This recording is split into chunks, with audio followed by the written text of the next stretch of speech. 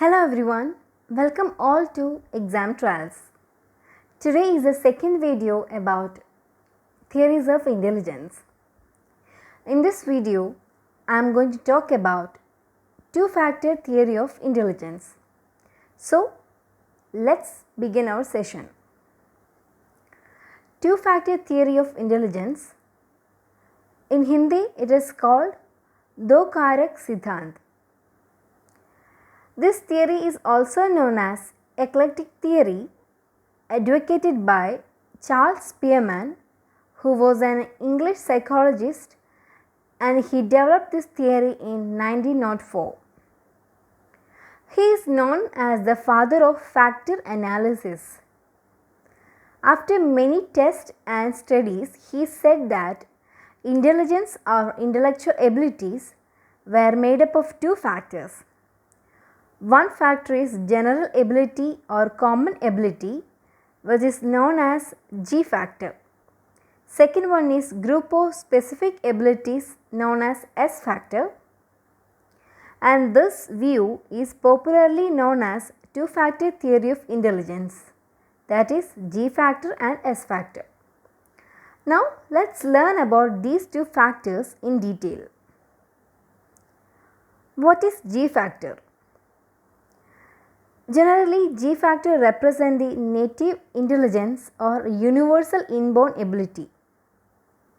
If greater G in an individual, which will lead to greater success in life. Generally, G factor indicates the ability of doing mental tasks. It is available in all human beings but in different quantities. Thus, G factor forms the basis for all mental abilities and capabilities. Spearman called it as a mental energy. Higher the G factor, higher the intelligence. Thus, we can say that when we respond to any situation or perform an intellectual task, our general mental ability or G factor is responsible for part of our reactions which we make, and it is innate and received by heredity. Thus, training and education do not influence this factor. Now let's know about S factor. S factor is acquired from environment. It varies from activity to activity in the same individual. To perform a task effectively, one needs some specific abilities too. The S factor is changeable in nature and is influenced by training and education. We need one type of S factor to do one task, and another type of S factor is needed to another task.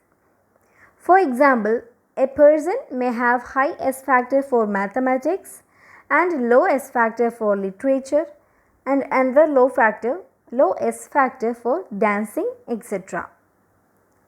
There are large number of specific abilities such as ability to draw inference, ability to complete sentences, ability to continue series of numbers, and ability to code messages, etc.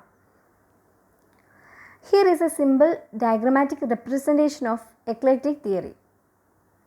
Here the letters G represent the general factor and S1, S2, S3 and S4 represent the four specific kinds of intelligence. The shaded portion of S1, S2, S3 and S4 indicates those portions of specific intelligence which are similar to the general factor, while the unshaded portions represent the specific kind of intelligence that are not similar to the general factor. According to Spearman, he said that every task needed both a common G factor and a specific S factor. Of course, he strongly believes that G factor is more important than S factor. If G factor is less in a person, then the S factor will not be developed to its best. Even this theory also faced criticism. This theory criticized since it talks about only two factors of intelligence, that is G and S factors, general and specific factors. In the later years, other theorists proved that there are many factors that constitute intelligence.